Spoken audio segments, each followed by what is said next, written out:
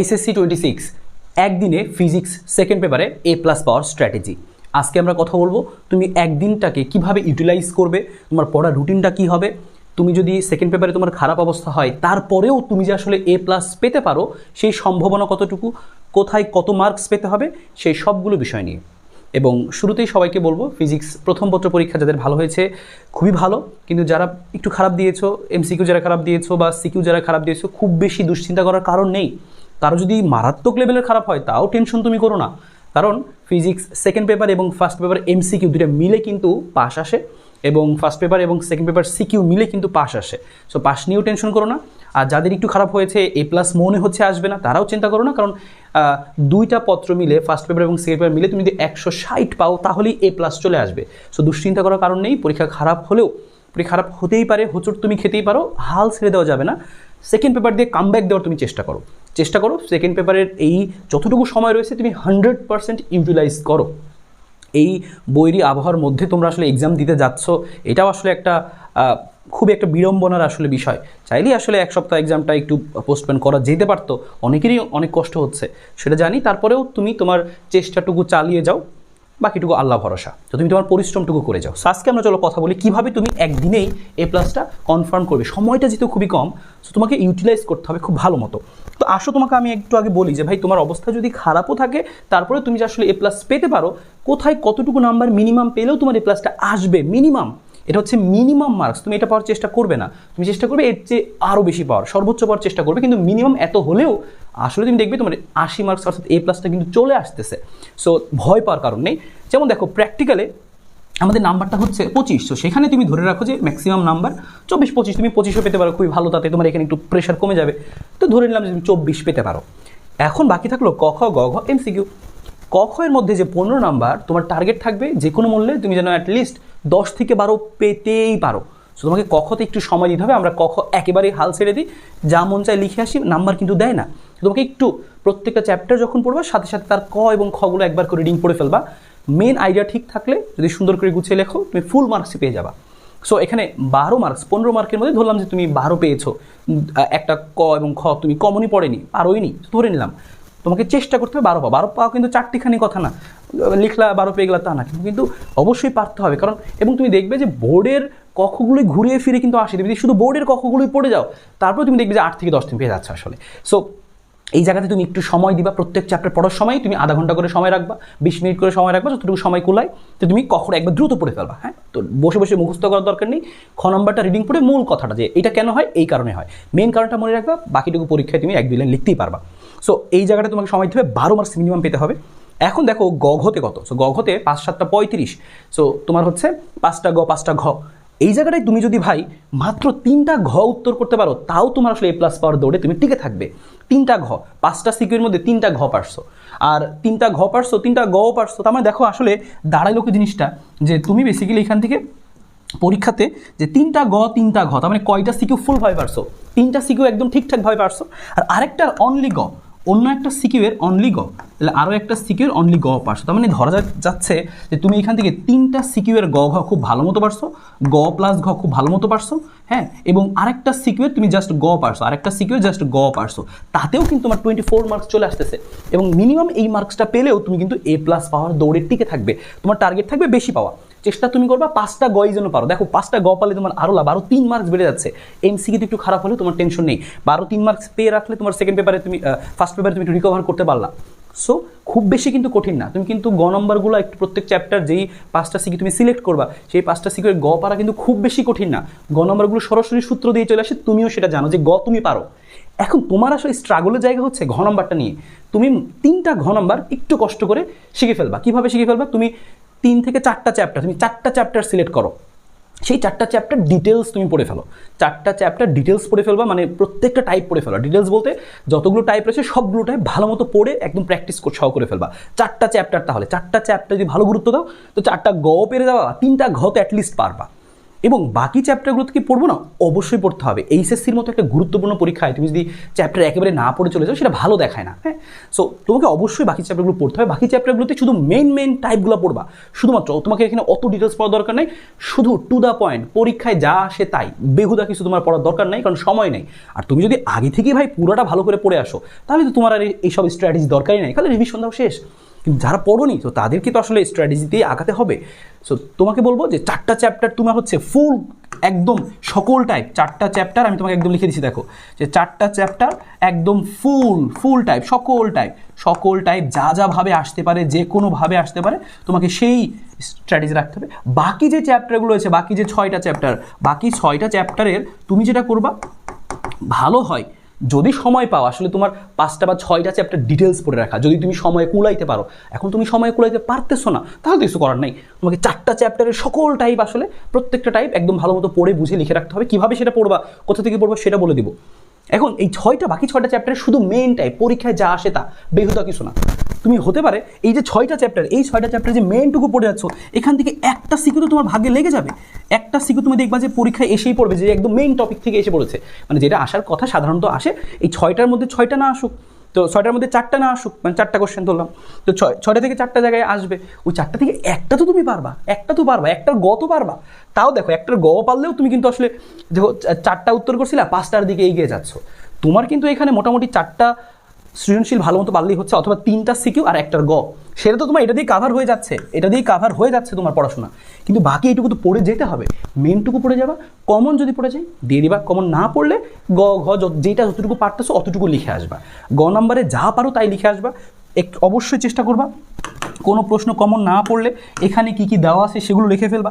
এখানে কি কি দেওয়া আছে, মানে দেওয়া থাকে না যে এখানে এটার মানে এত, এটার মানে এত, এখানে যা আছে সুন্দর করে লিখবা। তবে আমরা জানি লিখে তুমি যে সূত্রটা বুঝতে পারছো যে আচ্ছা এটার সূত্র হইতে পারে। হ্যাঁ, মনে করো যে তোমাকে হচ্ছে কিছু একটা জিজ্ঞেস করলো, সময় বের করতে বলতো, সেই সময়ের সূত্রটা তুমি লিখে রাখলে, তুমি উত্তরে পৌঁছাতে পারছো না, তুমি আসলে বুঝতে পারছো না যে কীভাবে করবা, কিন্তু মনে হচ্ছে এটা হতে পারে। তুমি এখানে কী কী দেওয়া আছে সেগুলো এবং সূত্রটুকু অ্যাটলিস্ট সুন্দর করে লিখে আসবা, তাও তুমি 1 নাম্বার পেয়ে যাবা। তো এই 1 নাম্বার তো তোমার অনেক হেল্প করতে পারে, তাই না? 79 থেকে 80 হয়ে যেতে পারে, কারো ফেল থেকে পাস হয়ে যেতে পারে। সো যে তুমি আগে মেইনটুকু যা পারো দিয়ে নিবা, লাস্টে যদি এরকম কিছু হয়, কিছু না পারাচ্ছে কিছু 1 নাম্বার পাও তো ভালো না? সো বোর্ডে কিন্তু পার্শিয়াল মার্কিং হয়, অবশ্যই তুমি এটা ফলো করার চেষ্টা করবা। একদমই যখন লাস্টে পারতেছো না, কিছু লিখে আসবা, মানে ওই টাইপ দিয়ে যা জানো তোমার মনে হচ্ছে চেষ্টা চালাই যাবা, হাল ছেড়ে দিবা না যে পারতেছি না, সাদা খাল জমা দিলাম, নো, চেষ্টা করে যাবা, হাল ছেড়ে দিবা। উইনিং মাইন্ডসেট রাখতে হবে, যেন তুমি সর্বোচ্চ যতটুকু পারা যায়, যা নাম্বার তুমি কালেক্ট করতে পারো সেটা যেন তুমি চলে আসে। তাহলে এখানে তোমাকে বললাম 4টা চ্যাপ্টার তুমি মেইন ফোকাস দাও, একদম তুমি যেন 4টা সিকিউ ভালো মতো পেরে যাও, তোমার জন্য এখান থেকে আর কোনো কিছু না তাকাইতে হয়, যেন তুমি 4টাই পারো। আর বাকিগুলো থেকে একদম মেন টু দ্য পয়েন্ট, সময় যেহেতু কম, টু দ্য পয়েন্টের পড়াগুলো পড়বা, তাহলে এখানে কিছু সময় বাঁচবে, এই সময়টুকু তুমি এমসিকিউতে আলাদাভাবে ইফোর্ট দিতে পারবা। সো এটা করবা। আর যাদের মোটামুটি আরেকটু পড়াশোনা ভালো, তারা চেষ্টা করো 6টা চ্যাপ্টার একদম ভালো মতো পড়তে। যাদের প্রস্তুতি একটু বেশি ভালো, হ্যাঁ, যাদের প্রস্তুতি একটু মোটামুটি ভালো, হ্যাঁ, যাদের ভালো প্রস্তুতি আগে থেকেই ভালো প্রস্তুতি আছে, তো তাদেরকে বলবো আমি যে ভাই তুমি যেটা করো যে 6টা চ্যাপ্টার, হ্যাঁ, তাহলে তোমার জন্য বেস্ট হয় 6টা চ্যাপ্টার তুমি হচ্ছে একদম সকল টাইপ পড়বা। তো তোমাদের জন্য অন্য কথা, যে সকল টাইপ তুমি পড়ে ফেলবা, বাকি 4টা চ্যাপ্টার তুমি হচ্ছে শুধুমাত্র মেন টাইপ, যে পরীক্ষায় যেটা আসতে পারে একদম মেনটুকু পড়ে যাবা, আসলে আসলো না আসলে নাই, তোমার তো এখানেই ব্যাকআপ আছে, সমস্যা নেই। কিন্তু এখান থেকেও দেখা যাবে তুমি একটা পেয়ে যাচ্ছ, ওখানে সকল টাইপ পড়লেও দেখা যাবে তুমি 3টা পারছো, 4টা পারছো, সো 2টা মিলে হয়ে যাবে। সো তুমি এভাবে করো, তাও দেখবা খুব ভালো মতো, কারণ সময়ের তো ব্যাপার আছে। প্রত্যেকটা চ্যাপ্টারের সকল টাইপ যা আছে পড়তে গেলে তোমার টাইম প্রয়োজন, রিভিশন দিতে হলেও টাইম প্রয়োজন। চিন্তা করে দেখো, 2 ঘন্টা করেও যদি পড়ো একটা চ্যাপ্টার, তাও তুমি চ্যাপ্টার কয়টা, 10টা চ্যাপ্টার, 10 দুগুণে 20 ঘন্টা, 20 ঘন্টা তোমার আছে সিকিউ পড়া নাই। সো এখানে তোমাকে বুঝতে হবে এই জিনিসটা। সো এখন তোমাকে আমি বলি যে কোথায় কত সময় তুমি কাজে লাগাবে। আগে দেখো সময় আছে কত হাতে, বিকাল থেকে যদি শুরু করো 4টা থেকে রাত 12টা পর্যন্ত মোটামুটি 8 ঘন্টা আছে, সো এর মধ্যে তুমি 7 ঘন্টা হয়তো পড়তে পারবা, কিছু সময় তো নষ্ট হবে, বা 8-9 ঘন্টা তুমি একটা হাইস্ট টাইম এখানে পাচ্ছ। পরের দিন সকালে ঘুম থেকে উঠে 7টা থেকে 12টা, 2টা থেকে 6টা, 7টা থেকে 12টা, মাঝখানে 1-2 ঘন্টা করে রেস্ট আছে, খাওয়া দাওয়া অনেক কিছু আছে, তো সেগুলো বাদ দিলেই সব মিলে দেখো।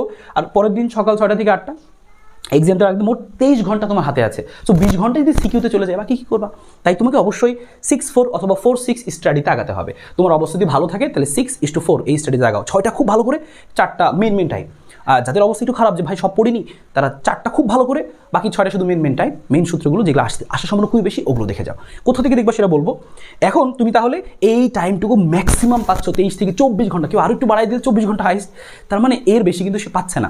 আসলে 23 ঘন্টা পড়াটাই টাফ, এখানে সবাই এটা পড়তেই পারবে না আসলে, কারণ এটা সম্ভব না। আমরা আসলে এত পড়ে অভ্যস্ত না, এত পড়িনি দেখেই তো আসলে আজকে এই অবস্থা, টেনশন করতে হচ্ছে।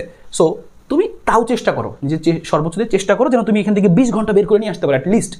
তাহলে তুমি যেটা করতে পারো, আমি তোমাকে বলবো যে বিকাল 4টা থেকে শুরু করে পরদিন সন্ধ্যা 6টা পর্যন্ত, আজকে বিকাল থেকে একদম পরের দিন মানে পরীক্ষার আগের দিন যে রাত, সেই সন্ধ্যা পর্যন্ত, সন্ধ্যার মধ্যে ক খ এবং সিকিউ গ তুমি পুরোটা সেই দিবা।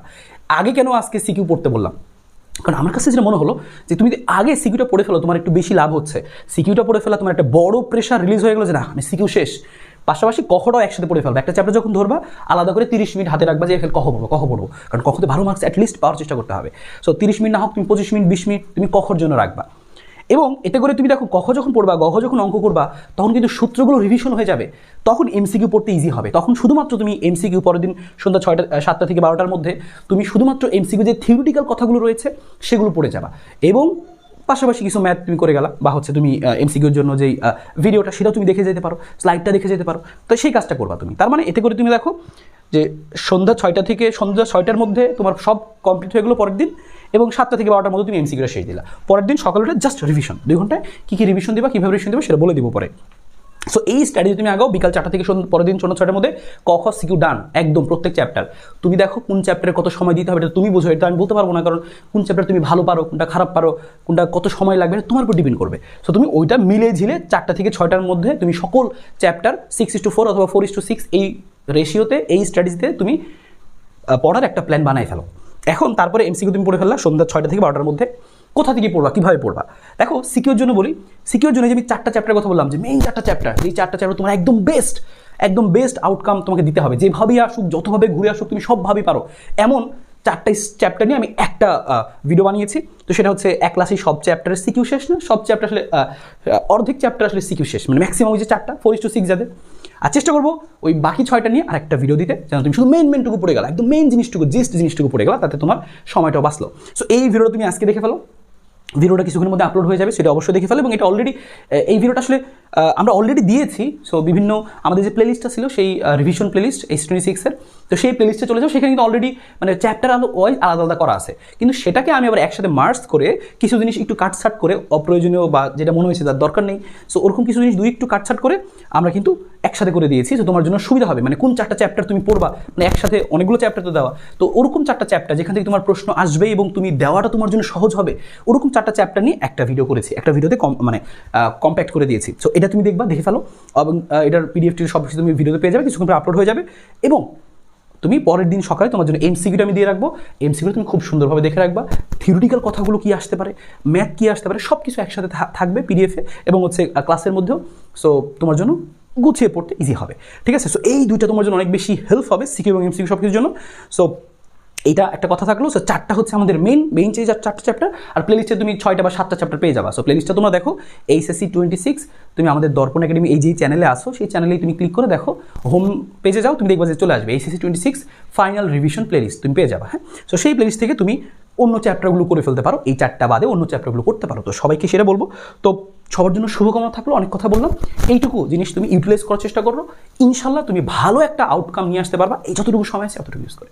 সবার জন্য অনেক বেশি শুভকামনা। এছাড়াও অন্য কিছু চাও কিনা তোমরা, কোনো চ্যাপ্টারের স্পেশাল কোনো চ্যাপ্টারের একটা মেইন থিম দিয়ে ভিডিও চাও কিনা সেটাও জানিয়ে দাও, আমি চেষ্টা করবো যেন একদম ওই বাকি এই 4টা তো ডিটেলস দেওয়া আছে, বাকি যেই চ্যাপ্টারগুলো সেগুলো জিস্ট জিনিসগুলো নিয়ে আমি একটা ভিডিও করার চেষ্টা করবো। এগুলো হবে কি শুধুমাত্র পরীক্ষায় যা আসে তাই, মানে বেহুদা কিছু থাকবে না আর কি, একদম মূল জিনিসটুকু। মানে এটা তোমার হচ্ছে মানে লাখের উপরে যদি আইসা পড়ে দিয়ে ফেলতে পারবা, কারণ তোমার তো ব্যাকআপ মেনটা হয়ে গেছে, বাকিটুকু হচ্ছে ব্যাকআপ। সো ব্যাকআপে তুমি অল্প সময় দিয়ে যদি একটা সিকিউ পেয়ে যেতে পারো ওই অংশ থেকে, তাহলে ভালো না? তাহলে তোমার ভালো একটা 5টা সিকিউ হয়ে যাচ্ছে। সো সবার জন্য শুভকামনা রইল, ভালো থাকো। ভিডিওটা অবশ্যই শেয়ার করে দাও বাকি বন্ধুদেরকে, তারা হতাশায় আছে যে ভাই মনে হয় খারাপ করে ফেলেছি, আমি আর পারবো না, কিছু হবে না, তাদের জন্য অবশ্যই ভিডিওটা শেয়ার করে দাও, ভিডিওতে লাইক দিয়ে